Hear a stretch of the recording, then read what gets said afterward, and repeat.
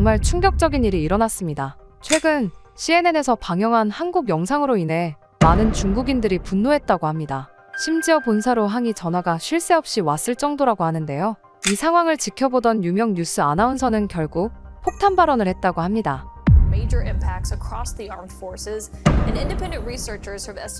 대체 무슨 일이 있었던 걸까요? 안녕하세요. 저는 미국 CNN 뉴스 앵커 제이크입니다. 20년 동안 수많은 뉴스를 전해왔죠. 매일 세계 각국의 소식을 전하는 일상이 익숙해졌지만 최근 들어 제 시선을 사로잡는 뉴스가 있었어요. 바로 한국에 관한 부정적인 보도들이었습니다. 역시나 싶었죠. 솔직히 저는 한국이라는 나라가 그저 작은 동아시아 국가에 불과하다고 생각했습니다. 삼성과 K-팝 정도가 알려진 별로 중요하지 않은 나라라고 여겼어요. 심지어 몇 년 전까지만 해도 한국과 북한을 제대로 구분하지 못했던 미국인들도 많았죠. 그런데 최근 이 작은 나라가 국제 뉴스의 주인공이 되고 있었습니다. 한국에서 또 중국인 관광객 차별 논란, 중국인은 출입 금지, 한국 식당의 충격적인 대우, 한국 여행, 중국인에겐 악몽이 될 수 있다. 이런 헤드라인들이 연일 화면을 채웠어요. 저는 처음에 코웃음을 쳤습니다. 아시아 국가들끼리의 경쟁심이 과열된 것이라 생각했죠. 그리고 그 한국이 중국이랑 상대나 되겠어요? 솔직히 너무 힘 차이가 나잖아요. 요즘 알 수 없는 문화 마케팅으로 전 세계가 좋아한다고 해도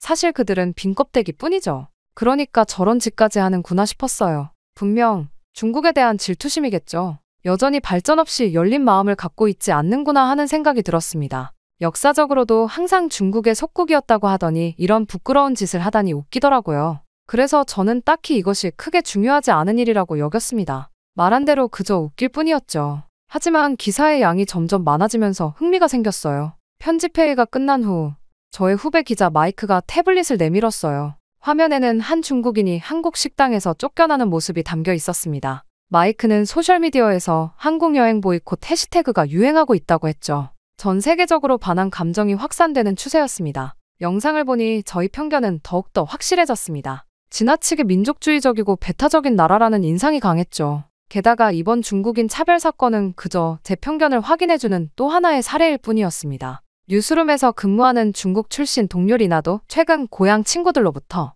한국에 가지 말라는 조언을 받았다고 했어요. 한국인들이 중국인을 향해 노골적인 혐오를 표현한다는 이야기였습니다. 그들의 말로는 중국인이라고 밝히는 순간 서비스가 달라진다고 했죠. 저는 창밖으로 시선을 돌렸습니다. 맑은 하늘이 펼쳐져 있었지만 머릿속은 경멸로 가득 찼어요. 이런 나라가 어떻게 국제사회에서 존중받을 수 있을까? 생각했습니다. 그러나 20년 기자 생활 동안 배운 것이 있다면 때로는 직접 확인해봐야 한다는 것이었어요. 저는 편집장에게 한국 특집 기획안을 제출하기로 결심했습니다. 저는 한국에 대한 자료를 더 찾아보기로 했습니다. 인터넷에 한국 중국인 차별이라고 검색하자 수많은 기사와 영상이 쏟아져 나왔어요. 그 중에서도 가장 눈에 띄는 것은 한 중국인 블로거의 영상이었습니다. 그 블로거는 500만 명의 팔로워를 보유한 유명 인플루언서였죠. 영상 속 그는 서울의 한 고급 식당 앞에 서 있었습니다. 얼굴은 붉게 상기되어 있었고 목소리는 떨리고 있었어요. 방금 이 식당에서 쫓겨났습니다.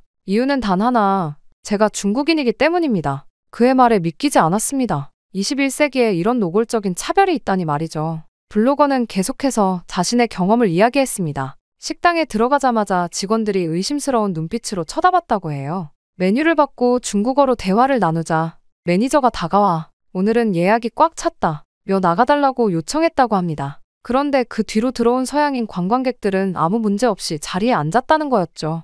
영상은 빠르게 확산되었습니다. 중국 최대 SNS 웨이보에서 24시간 만에 조회수 1천만을 돌파했어요. 댓글란은 분노한 중국인들의 반응으로 가득 찼습니다. 한국 불매운동을 시작하자, 한국 제품은 사지 말자, 우리도 그들을 똑같이 대해주자 등의 댓글이 수만 개씩 달렸죠. 저는 스크롤을 내리며 더 많은 사례들을 찾아봤습니다. 한 중국인 유학생이 서울의 지하철에서 받은 차별, 쇼핑몰에서 중국인이라는 이유로 무시당했다는 글, 심지어 호텔 예약이 취소되었다는 여행객의 불만까지. 이런 이야기들이 끝없이 이어졌어요. 마이크는 제 연구를 지켜보며 한숨을 쉬었습니다. 이런 나라에 가서 뭐 하겠냐? 우리도 차별받을 수 있잖아. 마이크의 말이 일리가 있다고 생각했지만 저널리스트로서의 호기심이 더 컸습니다. 표면적인 이야기 너머에 있는 진실을 알고 싶었어요. 왜 한국인들은 중국인에게 그렇게 적대적인 걸까? 역사적인 갈등, 경제적 경쟁? 아니면 단순한 외국인 혐오증? 더 깊이 파고들자 한국과 중국의 복잡한 관계가 드러났습니다.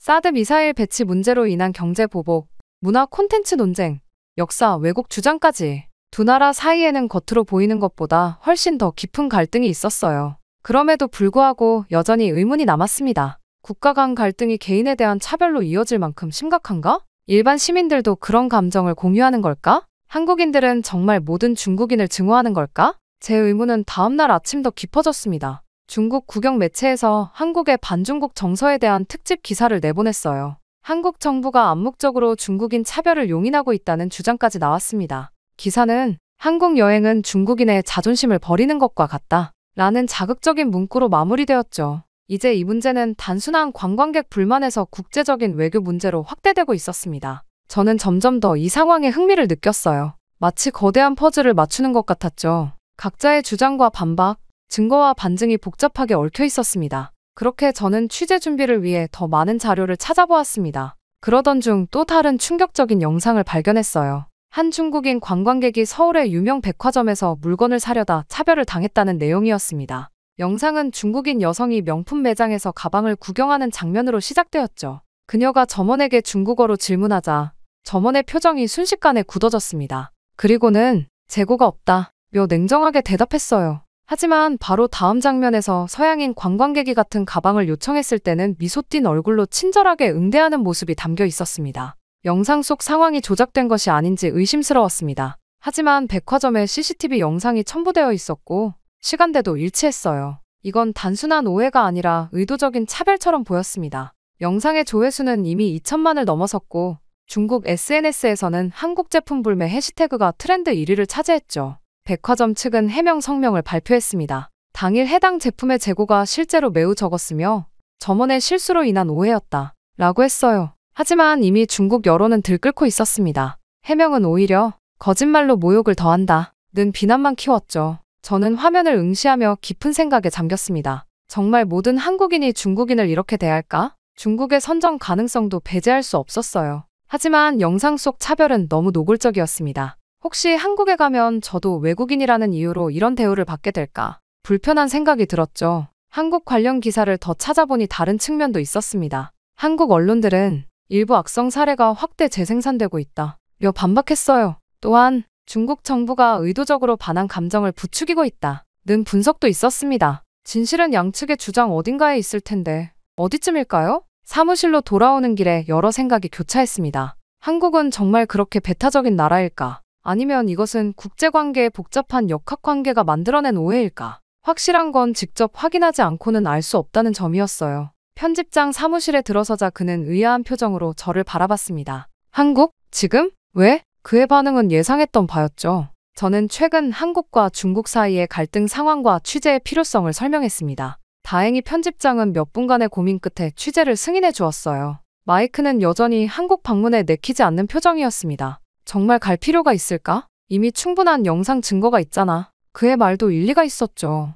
하지만 저는 직접 눈으로 보고 경험하고 질문하지 않고는 진실에 다가갈 수 없다고 확신했습니다. 마이크, 함께 가자. 이건 단순한 관광객 불만이 아니야. 국제관계의 중요한 단면을 볼 수 있는 기회가 될 거야. 결국 마이크도 마지못해 동의했습니다. 그는 한국에 대한 저희 부정적인 견해를 대부분 공유하고 있었지만 좋은 취재 파트너였어요. 그의 냉소적인 시각이 때로는 저희 균형추가 되어주기도 했습니다. 여행 일정을 짜고 필요한 연락처를 확보하고 취재 계획을 세우는데 이틀이 걸렸습니다. 저는 마음속으로 이미 기사의 윤곽을 그리고 있었어요. 환대의 나라? 차별의 나라? 한국의 두 얼굴이라는 제목으로 말이죠. 제 머릿속에는 이미 한국인들의 배타성을 고발하는 내용이 그려지고 있었습니다. 비행기표를 예약하며 저는 다시 한번 생각했습니다. 과연 실제 한국은 어떤 모습일까? 그렇게 14시간의 긴 비행 끝에 인천국제공항에 도착했습니다. 비행기에서 내리는 순간부터 저는 경계를 늦추지 않았어요. 이제부터 모든 상호작용을 꼼꼼히 기록해야 해라고 스스로에게 다짐했습니다.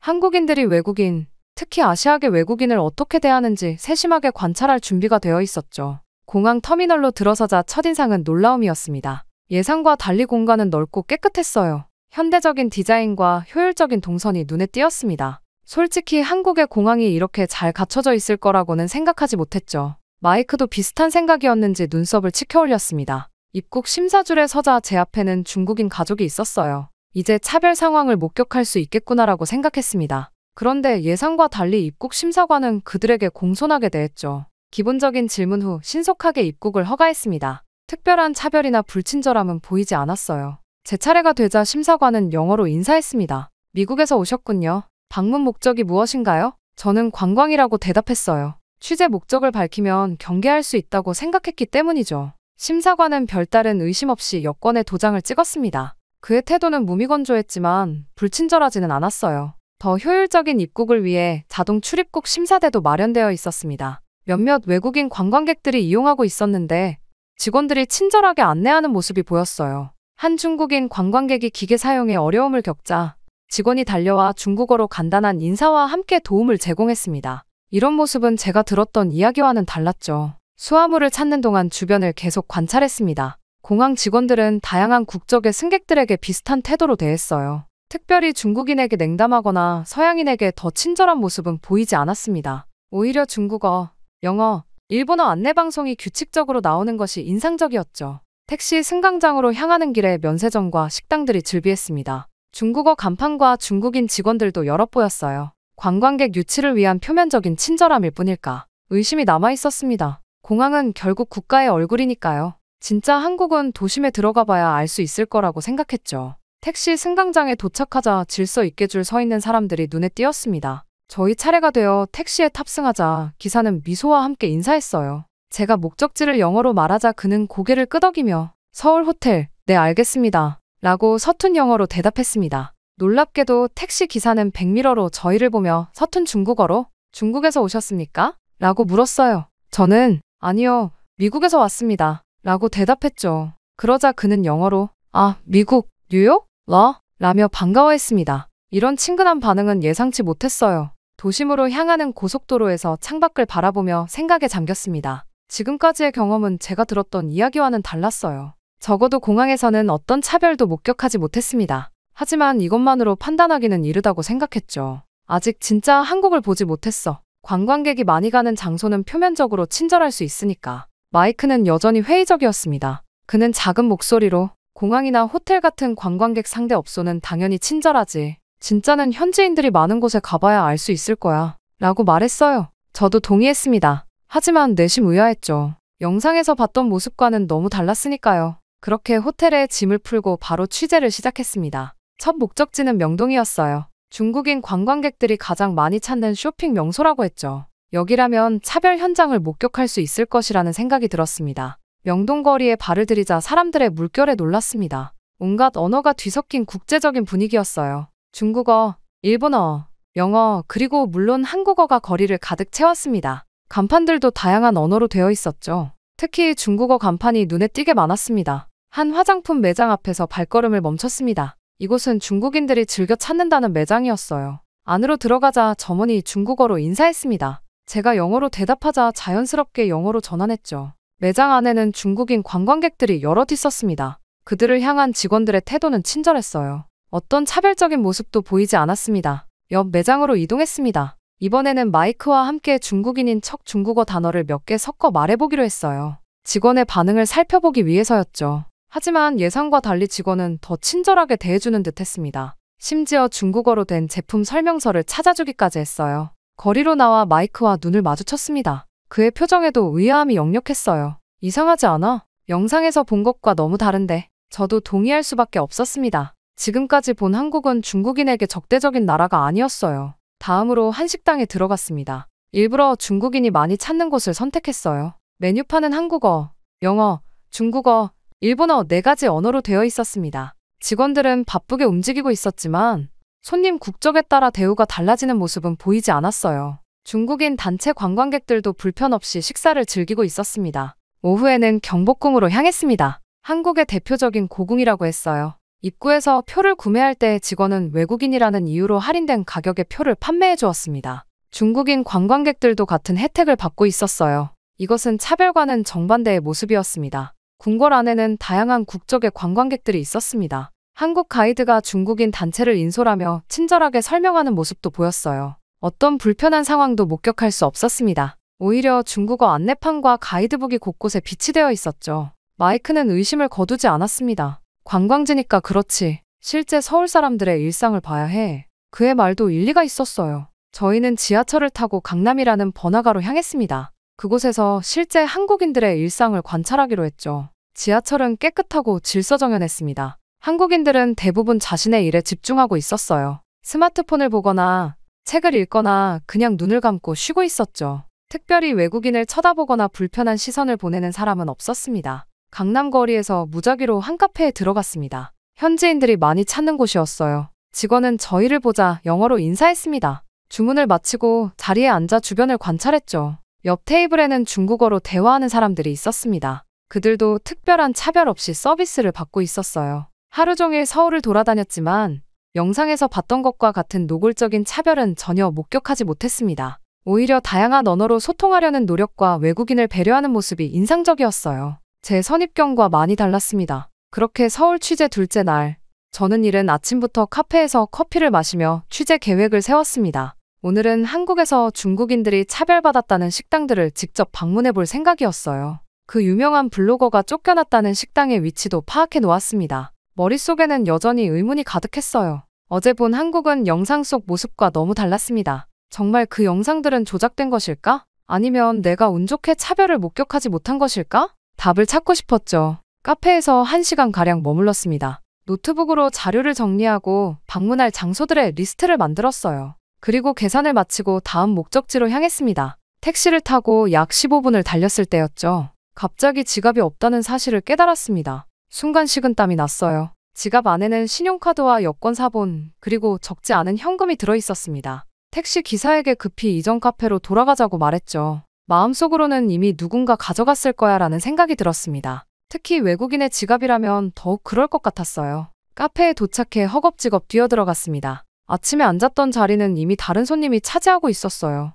불안한 마음으로 카운터로 향했습니다. 서툰 영어로 상황을 설명하려는데 직원이 먼저 말을 꺼냈어요. 혹시 지갑 찾으러 오셨나요? 놀라움의 말을 잇지 못했습니다. 그녀는 미소를 지으며 카운터 아래에서 제 지갑을 꺼내 보여주었어요. 온전히 그대로였습니다. 확인해보니 현금과 카드 모두 그대로였죠. 어떻게 제 지갑인 줄 알았나요? 제가 물었습니다. 직원은 아까 자리에 두고 가셔서 손님이 다시 찾으러 오실 거라고 생각했어요. 라고 대답했습니다. 그러면서 걱정 많이 하셨죠? 라며 따뜻한 미소를 지었어요. 감사의 인사를 전하고 카페를 나오면서 마음이 복잡해졌습니다. 솔직히 제 지갑이 무사히 돌아올 거라고는 기대하지 않았어요. 한국에 대한, 아니 어쩌면 타인에 대한 불신이 제 안에 깊이 자리하고 있었던 걸까요? 마이크에게 전화를 걸어 상황을 설명했습니다. 그는 여전히 회의적이었어요. 운이 좋았네. 카페 직원이 우연히 정직한 사람이었나 보지. 하지만 저는 점점 다른 생각이 들기 시작했습니다. 어제부터 경험한 한국은 제가 예상했던 것과 너무 달랐어요. 잠시 현지인들과 이야기를 나눠보기로 했습니다. 같은 카페에서 영어를 할 줄 아는 한국인 대학생을 만났어요. 그에게 솔직하게 물었습니다. 한국인들은 중국인을 싫어하나요? 그는 잠시 생각하더니 대답했어요. 모든 한국인이 그렇지는 않습니다. 사실 대부분은 개인적으로 만난 사람을 국적으로 판단하지 않아요. 다만 정치적 이슈나 역사적 갈등으로 인해 때로는 감정이 개입되기도 하죠. 그의 설명은 이어졌습니다. SNS에서 확산된 일부 사례들이 마치 모든 한국이 그런 것처럼 보이게 만들었을 수 있어요. 하지만 실제로는 그렇지 않습니다. 우리도 다양한 생각을 가진 개인들이거든요. 그의 말은 진심으로 들렸습니다. 지금까지 만난 한국인들 중 누구도 저에게 불친절하게 대하지 않았어요. 지갑을 돌려받은 경험은 더욱 강한 인상을 남겼습니다. 잠시 후 마이크와 합류해 오늘의 취재 계획을 실행했습니다. 그 유명한 블로거가 쫓겨났다는 식당을 찾아갔어요. 들어가자마자 직원들이 친절하게 맞이해 주었습니다. 중국어로 몇 마디 섞어 말해보았지만 어떤 불편한 기색도 없었죠. 매니저에게 직접 물어보았습니다. 최근 중국인 관광객과 문제가 있었냐고요. 그는 미간을 찌푸리며 그런 적이 없다고 단호하게 부정했어요. 오히려 중국 손님들이 많이 찾아주는 덕분에 장사가 잘 된다고 했습니다. 호텔로 돌아오는 길에 마음이 더욱 혼란스러워졌습니다. 제가 믿었던 이야기와 실제 경험이 너무 달랐어요. 그동안 제가 한국에 대해 갖고 있던 선입견이 얼마나 깊었는지 깨닫기 시작했습니다. 그렇게 취재 셋째 날, 저희는 서울 외곽의 지역을 방문하기로 했습니다. 관광객이 적은 곳에서는 현지인들의 진짜 모습을 볼 수 있을 거라고 생각했어요. 호텔에서 택시를 타고 약 40분을 달려 서울 북쪽의 한 주택가에 도착했습니다. 이곳은 외국인 관광객이 거의 없는 지역이었어요. 골목길을 걸으며 주변을 관찰했습니다. 작은 시장, 동네 식당, 지역 주민들로 가득한 공원까지 관광지와는 다른 진짜 한국인의 일상을 볼 수 있었죠. 한 작은 식당에 들어가 점심을 먹었습니다. 메뉴판은 한국어로만 되어 있었어요. 직원들도 영어를 거의 못했습니다.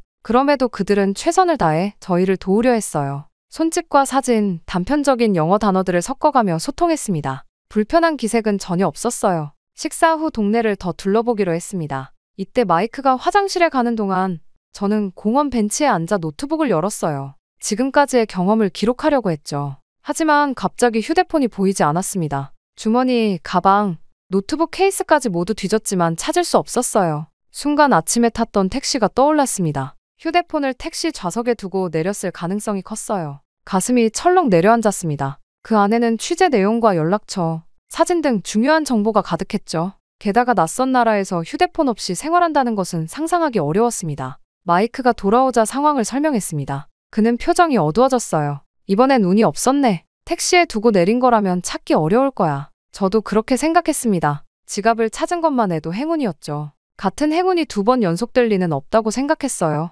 근처에서 경찰서를 찾아 신고하기로 했습니다. 다행히 근처에 파출소가 있었어요. 들어가자 경찰관 한 명이 자리에서 일어나 저희를 맞이했습니다. 영어를 약간 할 줄 아는 경찰관이었죠. 저는 최대한 천천히 쉬운 단어로 상황을 설명했습니다. 경찰관은 메모를 하면서 택시 번호나 회사 이름을 기억하는지 물었어요. 안타깝게도 전 그런 정보를 기억하지 못했습니다. 그는 고개를 끄덕이더니 택시 회사들에 연락해보겠다고 했습니다. 솔직히 큰 기대는 하지 않았어요. 그때 파출소 전화가 울렸습니다. 경찰관이 받아 대화를 나누더니 저를 향해 웃으며 말했어요. 당신 휴대폰 찾은 것 같습니다. 택시 기사가 지금 이쪽으로 오고 있어요. 믿을 수 없었습니다. 정말 그런 일이 가능한가요? 약 20분 후 한 택시 기사가 파출소로 들어왔습니다. 그의 손에는 제 휴대폰이 들려 있었어요. 기사는 저를 보자 환하게 웃으며 휴대폰을 건넸습니다. 저는 어떻게 감사해야 할지 몰랐습니다. 영어, 한국어, 심지어 중국어까지 섞어가며 감사 인사를 전했어요. 택시 기사는 손을 저으며 괜찮습니다. 당연한 일이죠. 라고 말했습니다. 경찰관은 한국에서는 이런 일이 자주 있어요. 분실물은 대부분 주인에게 돌아갑니다. 라고 설명했어요. 그의 말에 또 한 번 놀랐습니다. 미국에서도 다른 어느 나라에서도 이런 경험을 하기는 쉽지 않을 텐데 말이죠. 파출소를 나오며 마이크와 눈을 마주쳤습니다. 그의 표정에도 놀라움이 역력했어요. 믿기지 않는다. 정말 다른 세상 같아. 그의 말처럼 이곳은 제가 상상했던 한국과는 완전히 달랐습니다. 호텔로 돌아가는 길에 침묵이 흘렀습니다. 마음속에서는 여러 생각이 교차했어요. 지갑을 온전히 돌려받은 경험, 휴대폰을 찾아준 택시 기사, 친절한 경찰관, 그리고 무엇보다 어디에서도 발견하지 못한 차별의 흔적까지. 저는 점점 더 확신이 들었습니다. 그 영상들은 진실의 일부일 뿐, 전체가 아니었어요. 한국에 대한 제 선입견은 얼마나 잘못되었던 걸까요? 어쩌면 제가 쓰게 될 기사는 처음 계획했던 것과는 완전히 다른 내용이 될 것 같았습니다. 그렇게 일주일간의 한국 취재를 마치고 미국으로 돌아왔습니다. 비행기 안에서 내내 앞으로 어떤 이야기를 전할지 고민했어요. 처음 계획했던 것과는 완전히 다른 내용이 될 것이 분명했습니다. 한국에 대한 제 선입견은 완전히 무너졌었죠. 편집장은 제가 준비한 기사 원고를 읽고 놀란 표정을 지었습니다. 처음 의도와 완전히 다른데? 정말 내가 경험한 한국이 이런 곳이었어. 저는 확신을 갖고 고개를 끄덕였어요. 진실을 전하는 것이 저희 의무라고 생각했습니다. 생방송 당일, 스튜디오는 긴장감으로 가득했습니다. 이 방송은 미국뿐 아니라 중국에서도 시청할 수 있었어요. 한국과 중국 사이의 갈등이 고조되는 시점에서 제 보도가 어떤 영향을 미칠지 부담감이 컸습니다. 카메라 앞에 앉아 깊은 숨을 들이마셨습니다. 5, 4, 3, 2, 1 카운트다운이 끝나고 방송이 시작되었어요. 저는 시청자들을 향해 가장 진정성 있는 목소리로 말했습니다. 안녕하세요. 제이크입니다. 오늘은 특별한 이야기를 전해드리려 합니다. 최근 소셜미디어에서 한국이 중국인 관광객을 차별한다는 영상과 기사들이 확산되고 있습니다. 저는 직접 진실을 확인하기 위해 한국을 방문했습니다. 그리고 놀라운 경험을 했죠. 화면에는 제가 한국에서 촬영한 영상들이 나왔습니다. 중국인 관광객들이 불편 없이 쇼핑하는 모습, 식당에서 친절한 서비스를 받는 장면, 그리고 지갑과 휴대폰을 찾아준 한국인들의 인터뷰까지. 소문과 진실은 다를 수 있습니다. 모든 나라에는 불친절한 사람과 친절한 사람이 있기 마련이죠. 제가 일주일간 한국에서 만난 사람들은 대부분 친절했습니다. 국적에 상관없이 방문객들을 환대하는 문화가 느껴졌어요. 생방송 중에 시청자 댓글이 실시간으로 올라왔습니다. 중국 시청자들의 반응은 다양했어요. 의심하는 사람도 있었지만 많은 이들이 저희 경험담에 관심을 보였습니다. 정말 그런가요? 저도 비슷한 경험이 있었어요. 언론이 과장했던 걸까요? 방송은 계속되었습니다. 물론 모든 경험이 긍정적이라고 말할 수는 없습니다. 문화적 차이나 언어 장벽으로 인한 오해가 있을 수 있어요. 하지만 이것이 의도적인 차별로 해석되는 것은 위험합니다. 마이크도 자신의 변화된 시각을 솔직하게 전했습니다. 처음에는 저도 한국에 대한 부정적인 생각을 갖고 있었어요. 하지만 직접 경험하면서 그것이 선입견이었다는 것을 깨달았습니다. 개인적인 경험이 전체를 대표할 수는 없지만 적어도 우리가 본 한국은 영상에서 보여진 것과 달랐습니다. 방송 마지막 부분에서 저는 진지한 표정으로 말했습니다. 우리는 종종 소셜미디어나 단편적인 뉴스를 통해 다른 나라에 대한 인식을 형성합니다. 하지만 진정한 이해는 직접 경험하고 대화하고 열린 마음으로 접근할 때 가능합니다. 한국에서 받은 따뜻함을 직접 경험해야 알 수 있습니다. 그리고 이런 경험이 두 나라 사이의 이해를 넓히는 작은 계기가 되기를 바랍니다. 방송이 끝난 후 편집장은 제 어깨를 두드렸습니다. 용기 있는 보도였어. 진실을 전하는 것이 항상 쉬운 일은 아니지. 그의 말에 고개를 끄덕였어요. 저는 항상 진실만을 전하고자 했습니다. 놀랍게도 제 방송은 중국 내에서 큰 반향을 일으켰습니다. 많은 사람들이 그동안의 선입견을 제거하게 되었다는 메시지가 쏟아졌어요. 한국 여행을 계획하는 중국인들이 다시 늘어났고 양국 관계에도 작은 변화의 바람이 불기 시작했습니다. 물론 여전히 의심하는 사람들도 있었습니다. 모든 사람의 생각을 바꿀 수는 없겠죠. 하지만 적어도 일부에게는 새로운 시각을 제공했다는 점에서 만족했어요. 저 자신도 이번 취재를 통해 큰 교훈을 얻었습니다. 선입견 없이 세상을 바라보는 것, 그것이 진정한 저널리스트의 자세라는 것을 다시 한번 깨달았죠. 한국 여행 이후 저는 다른 나라와 문화에 대해서도 더 열린 마음을 갖게 되었습니다. 이 작은 여행이 제 인생의 큰 전환점이 되었어요. 그리고 두 나라 사이의 이해를 넓히는 작은 다리가 되었다는 사실이 자랑스럽습니다.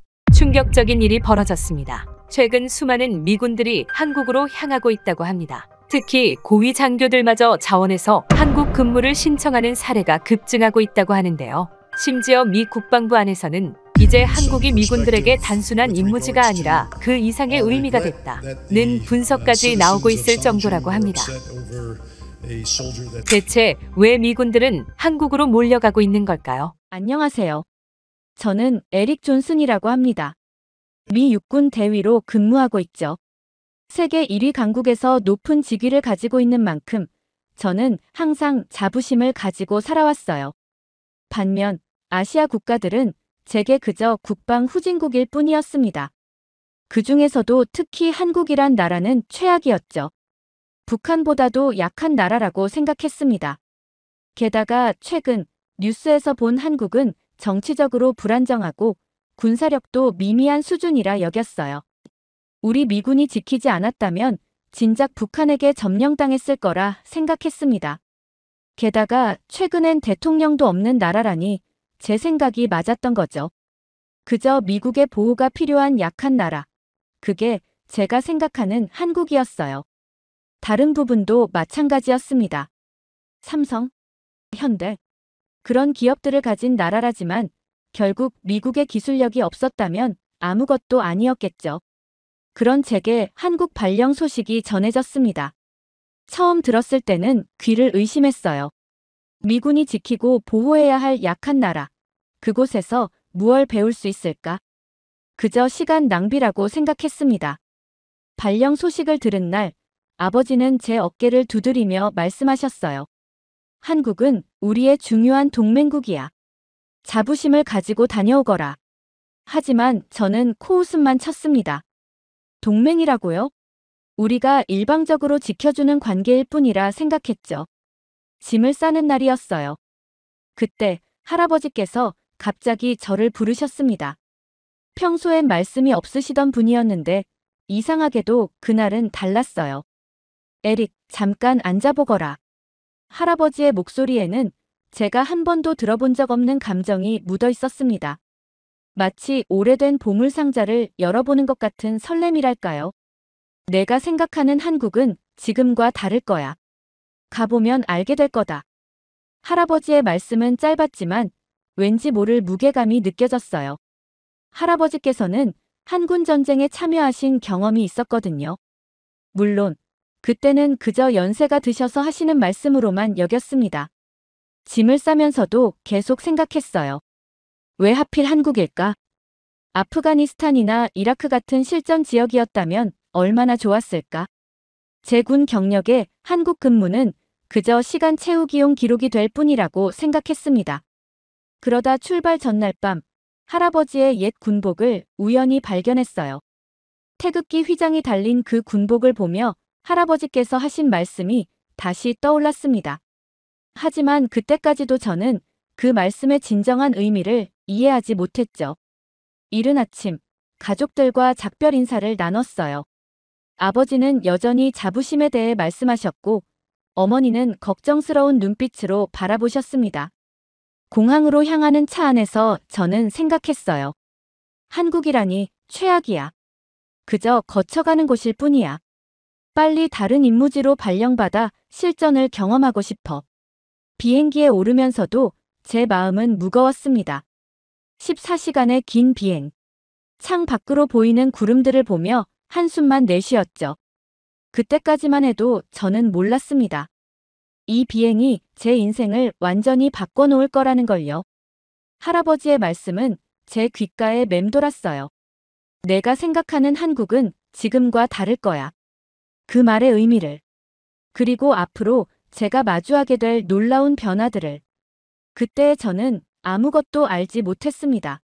비행기가 이륙하고 저는 눈을 감았어요. 이제 시작이었습니다. 제가 전혀 예상하지 못했던, 그리고 나중에는 제 인생을 완전히 바꿔놓게 될 이야기의 시작이었죠. 그렇게 14시간의 비행이 끝나고 인천공항에 도착했습니다. 예상과는 달리 눈앞에 펼쳐진 광경에 순간 말을 잃었어요. 거대한 유리창과 최첨단 시설들이 가득했죠. 하지만 전 일부러 무덤덤한 표정을 지었습니다. 이 정도 시설이야 미국 어디에나 있으니까요. 공항을 빠져나와 기지로 향하는 차 안에서도 제 생각은 변함없었어요. 깔끔한 도로와 빽빽한 고층 빌딩들이 스쳐 지나갔지만 전 일부러 창 밖을 외면했습니다. 기지에 도착하자마자 한민수 중령이란 사람과 만나게 됐어요. 40대 후반의 나이에 뭔가 경직된 분위기를 풍기는 한국군 지휘관이었습니다. 존슨 대위, 한국에 오신 것을 환영합니다. 앞으로 우리는 많은 시간을 함께 보내게 될 텐데요. 한민수 중령의 억양이 어색한 영어로 말을 이었어요. 우리는 동맹이자 형제입니다.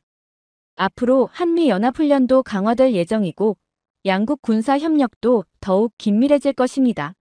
존슨 대위께서 이 중요한 시기에 오신 것은 매우 의미 있는 일이죠. 순간 웃음이 나왔습니다. 형제라고요? 내가 이런 사람과? 전 차갑게 대답했어요. 네, 군 임무를 수행하러 왔습니다.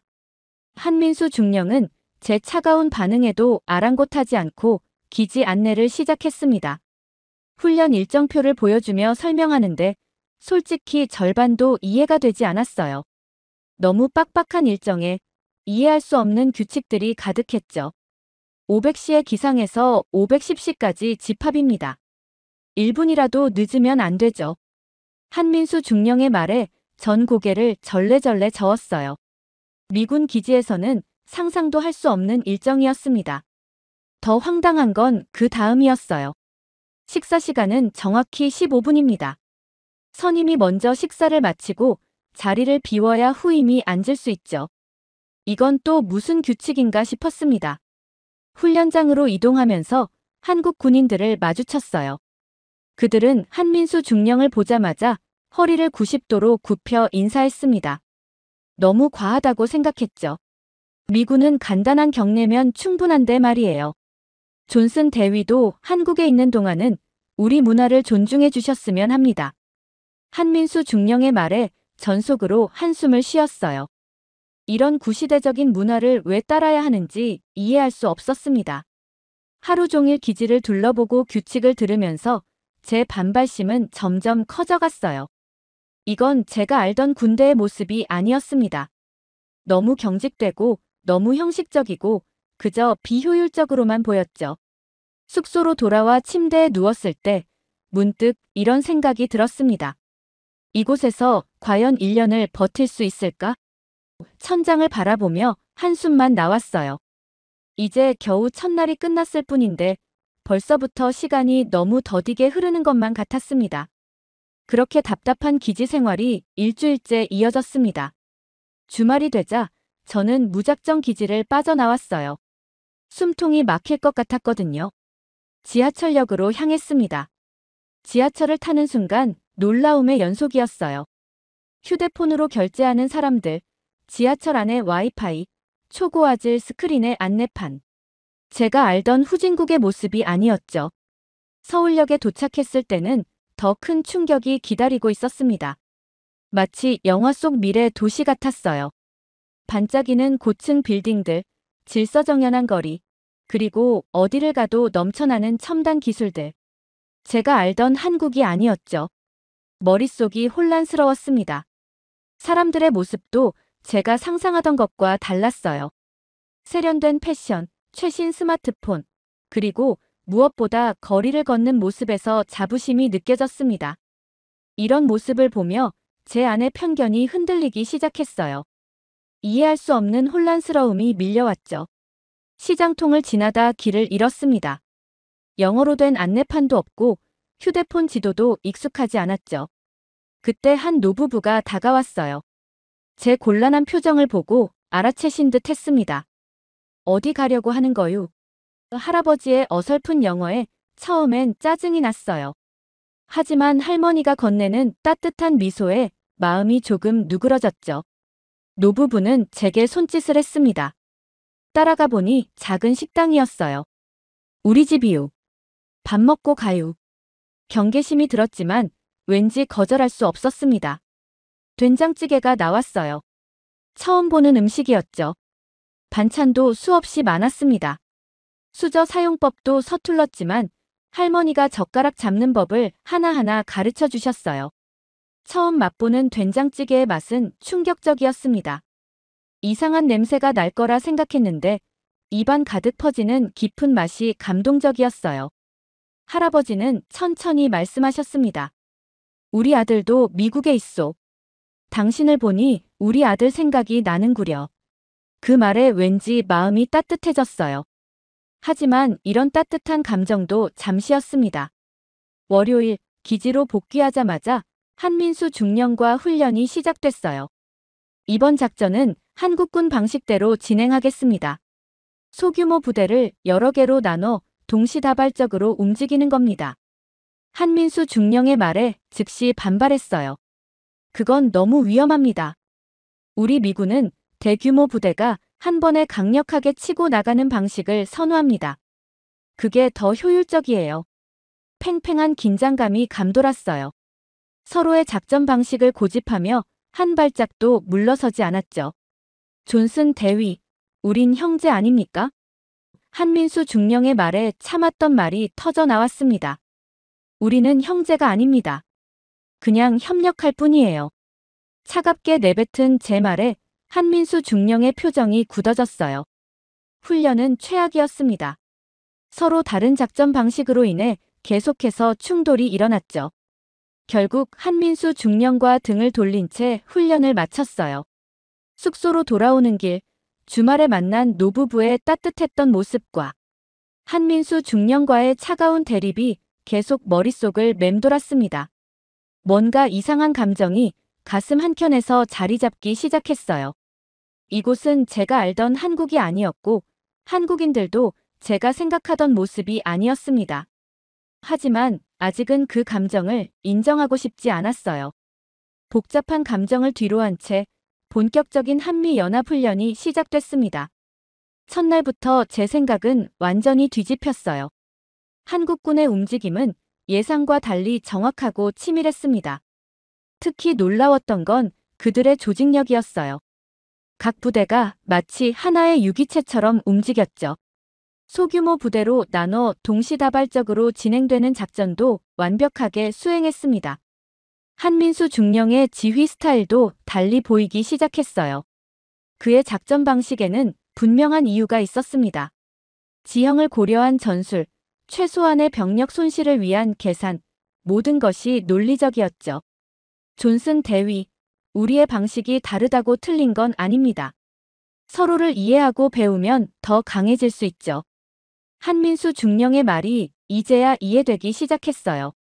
그러던 어느 날이었습니다. 산악 지형에서의 야간 훈련 중이었어요. 제가 실수로 잘못된 길로 접어들었죠. 순간 발밑이 무너지는 느낌이 들었습니다. 조심하세요. 한민수 중령의 외침과 함께 누군가 제 팔을 강하게 잡아당겼어요. 바위가 무너지는 소리가 들렸습니다. 한 발자국만 더 갔어도 큰일 날 뻔했죠. 괜찮습니까? 한민수 중령이 제 어깨를 잡고 물었어요. 그의 눈에서 진심 어린 걱정이 느껴졌습니다. 순간 부끄러워졌어요. 전 그를 얼마나 오해하고 있었던 걸까요? 훈련이 끝난 후 한민수 중령이 제게 맥주를 건넸습니다. 처음으로 편한 마음으로 그와 마주 앉았어요. 알고 있습니까? 한국 전쟁 때 미군이 우리를 위해 어떤 희생을 했는지. 한민수 중령이 조용히 말을 꺼냈습니다. 그들은 자신의 나라도 자신의 가족도 아닌 낯선 나라를 위해 목숨을 바쳤죠. 한민수 중령은 계속해서 말을 이었어요. 그들이 우리를 위해 싸웠듯이 우리는 당신들을 존경하고 있습니다. 형제라는 말은 그저 빈말이 아닙니다. 그 순간 할아버지의 말씀이 떠올랐어요. 내가 생각하는 한국은 지금과 다를 거야. 이제야 그 말씀의 의미를 조금씩 이해하기 시작했습니다. 맥주를 마시며 우리는 더 많은 이야기를 나눴어요. 한민수 중령의 아버지도 한국 전쟁 참전 용사였다는 걸 알게 됐죠. 우리는 같은 전쟁의 다른 편에서 싸웠던 사람들의 후손이었습니다. 그날 밤 숙소로 돌아오는 길에 생각했어요. 이제 한민수 중령은 제게 그저 협력해야 할 동맹군이 아니었습니다. 그는 제 전우였어요. 같은 꿈을 꾸고 같은 가치를 위해 싸우는 진정한 전우 말입니다. 깊은 생각에 잠겨 밤하늘을 올려다봤어요. 할아버지께서 보셨던 한국, 그리고 제가 지금 보고 있는 한국. 그 사이에 흐른 시간과 변화, 그리고 변하지 않은 우리의 유대감까지. 이 모든 것들이 제 마음속에서 새로운 의미로 자리 잡기 시작했습니다.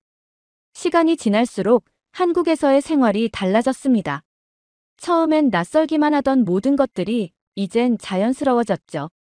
아침마다 한민수 중령과 함께하는 체조도, 철저한 시간 엄수도 익숙해졌습니다. 어느 날은 기지 구내식당에서 특이한 경험을 했어요. 식판에 담긴 김치찌개를 보며 망설이고 있는데 옆자리에 한국 병사가 말을 걸었습니다. 김치찌개가 처음이시죠? 이렇게 드셔보세요. 처음엔 거절하려 했지만 한국 병사의 진심 어린 미소에 마음이 움직였습니다. 그렇게 시작된 식사가 제 생활을 바꿔놓았죠. 이제는 매일 아침 한국식 식사를 찾게 됐어요. 주말에는 한국 동료들에게 배운 대로 김치찌개를 직접 만들어 보기 시작했습니다. 첫 시도는 완벽한 실패였죠. 고춧가루를 너무 많이 넣어 먹을 수도 없었어요. 하지만 포기하지 않았습니다. 여러 번의 시도 끝에 이제는 제법 한국인의 입맛에 맞는 김치찌개를 만들 수 있게 됐죠. 한민수 중령의 초대로 처음 한국 가정을 방문했던 날도 기억에 남습니다. 오늘은 제 집에서 저녁 식사를 하시죠. 한민수 중령의 제안에 망설였지만 따라 나섰어요. 한민수 중령의 집은 따뜻했습니다. 아내분이 정성스레 차린 식탁, 호기심 어린 눈으로 절 바라보는 아이들. 처음 느껴보는 가정의 분위기였죠. 식사 중에 들려주신 한민수 중령 가족의 이야기는 제 마음을 울렸습니다. 우리 아버지는 한국 전쟁 때 미군과 함께 싸우셨어요. 당신의 할아버지처럼요. 한민수 중령의 말에 가슴이 뭉클해졌습니다. 우리는 같은 전쟁의 다른 편에서 싸웠던 사람들의 후손이었죠. 주말이면 한국군 동료들과 산행을 가기 시작했습니다. 처음엔 귀찮았지만 이제는 기다려지는 시간이 됐어요.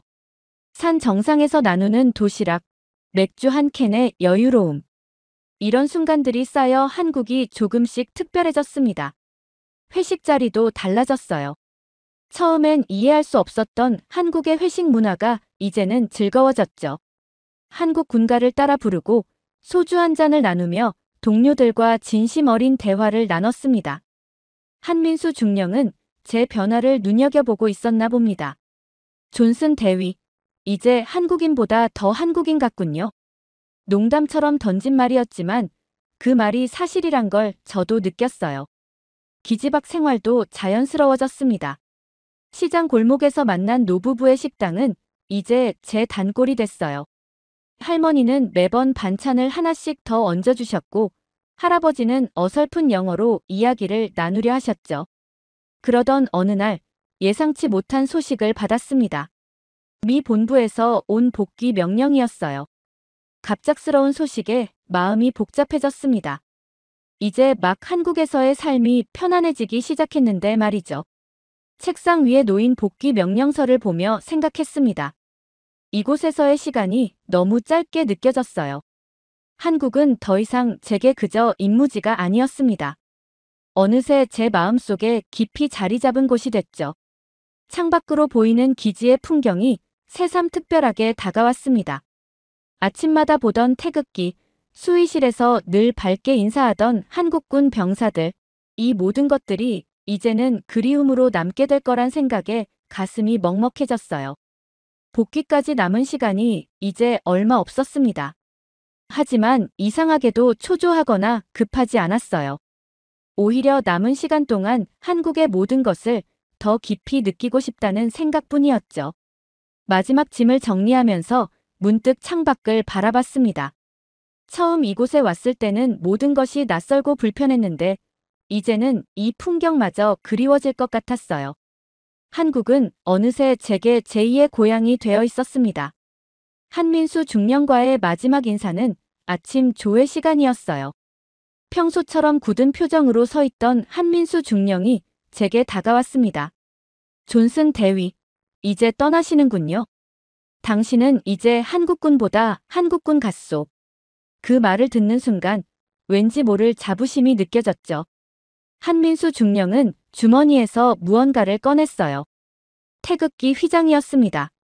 이건 제가 아끼던 것입니다. 당신이 가지고 계시면 좋겠소. 그 순간 제 눈시울이 뜨거워졌어요. 한민수 중령도 평소와 달리 감정이 북받친 듯 했습니다.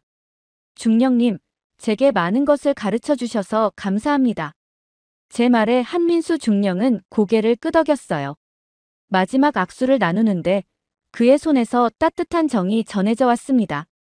오후에는 시장의 노부부 식당을 찾았습니다. 할머니는 제가 좋아하는 반찬들을 모두 준비해 놓으셨더군요. 마지막이라고 생각하지 마세요. 언제든 돌아오셔요. 여기가 당신 집이에요. 할머니의 말씀에 또다시 눈물이 났습니다. 할아버지는 어설픈 영어로 Come back to Korea라고 하셨어요. 할머니는 제 도시락통에 김치를 가득 담아주셨습니다. 미국 가서도 우리 김치 생각나실 거예요. 그 말씀대로였죠. 이미 제 입맛은 완전히 한국화되어 있었으니까요. 저녁에는 혼자 한강을 찾았습니다. 반짝이는 도시의 불빛을 보며 지난 시간을 돌아봤어요. 처음 왔을 때의 제 모습이 떠올랐습니다. 오만했고 편견으로 가득했죠. 하지만 지금의 저는 완전히 다른 사람이 되어 있었어요. 강변을 거닐며 생각했습니다. 이곳에서의 모든 순간들이 제 인생을 바꿔놓았죠. 한민수 중령과의 훈련, 노부부의 따뜻한 정, 동료들과의 산행. 이 모든 것들이 제 마음속에 깊이 새겨져 있었어요. 공항으로 가는 길, 택시 기사님과도 마지막 한국어 대화를 나눴습니다. 한국은 정말 특별한 나라네요. 제 서툰 한국어에 기사님이 웃으셨어요. 다음에 또 오세요. 그때는 더 유창한 한국어로 이야기 나누시죠. 인천공항에 도착해서 마지막으로 SNS를 열었어요. 사진 한 장을 올리며 짧은 글을 남겼습니다. 이곳은 나의 새로운 홈이었다. 잠시 떠나지만 곧 돌아올 것이다. 비행기에 오르기 전 마지막으로 한국의 하늘을 바라봤어요. 이제는 알 것 같았습니다. 할아버지가 왜 그런 말씀을 하셨는지, 그리고 제가 왜 다시 돌아와야 하는지. 그렇게 포트 후드 기지로 복귀한 지 일주일이 지났습니다. 익숙한 미국의 일상이지만 마음 한켠이 허전했어요. 밤마다 한국에서 찍은 사진들을 보며 그곳에서의 추억을 되새기곤 했죠. 첫 주말, 텍사스의 한 한국 식당을 찾았습니다. 된장찌개를 시켰는데 맛이 이상하게 느껴졌어요. 노부부의 식당 맛이 자꾸 떠올랐습니다. 할아버지의 어설픈 영어, 할머니가 더 얹어주시던 반찬들이 그리워졌죠. 카카오톡은 이제 제 필수 앱이 됐어요. 한국군 동료들과 매일 이야기를 나눴습니다. 그들이 보내주는 훈련 사진, 회식 사진을 보며 마치 제가 그곳에 있는 것처럼 느꼈죠. 한국 뉴스도 빼놓지 않고 챙겨봤어요. 특히 한민수 중령과는 더 자주 연락했습니다. 어느 날 그가 보낸 메시지가 제 마음을 흔들어 놓았어요. 존슨 대위, 언제든 돌아오시오. 우리는 언제나 당신을 기다리고 있소. 그 말을 읽고 한동안 아무 말도 할 수 없었습니다. 미국의 일상은 달라졌어요. 매주 토요일이면 어김없이 한국 식당을 찾았고 한국 드라마도 보기 시작했습니다. 제 방은 어느새 한국 물건들로 가득 찼죠. 태극기 휘장, 한민수 중령이 준 기념품들, 할머니가 담아주신 마지막 김치통까지. 동료들은 제가 변한 것을 금방 알아챘어요. 에릭, 넌 완전히 한국인이 됐어. 농담처럼 던진 말이었지만 사실이었습니다. 식사할 때도 자연스레 숟가락을 찾게 되고 어떤 날은 무의식 중에 한국어가 튀어나오기도 했죠. 주말마다 찾는 한국 식당에서는 이제 제가 단골이 됐습니다. 주인 아주머니는 제 입맛을 다 알아요. 오늘은 된장찌개가 맛있게 나왔어요. 제가 특별히 더 넣어드릴게요. 그 말을 들을 때마다 노부부의 식당이 떠올랐습니다. 한국에서의 마지막 순간들이 자주 생각났어요. 한강의 야경, 산행에서 나눈 도시락, 한민수 중령과의 마지막 악수, 동료들과의 회식 자리에서 부르던 군가까지. 모든 게 선명하게 남아있었습니다. 기지에서의 훈련도 달라졌어요. 한국에서 배운 전술과 방식을 도입하기 시작했죠. 철저한 시간 관리, 부대원들과의 끈끈한 유대감 형성. 처음엔 동료들이 의아해했지만 점차 그 효율성을 인정하기 시작했습니다. 매일 밤 창밖의 별을 보며 한국에서의 시간을 떠올렸어요. 그곳에서의 모든 순간이 제 삶을 완전히 바꿔놓았다는 걸 실감했습니다. 이제는 더 이상 예전의 제가 아니었죠. 한국은 제 마음속에 깊이 자리 잡은 특별한 곳이 되어 있었습니다.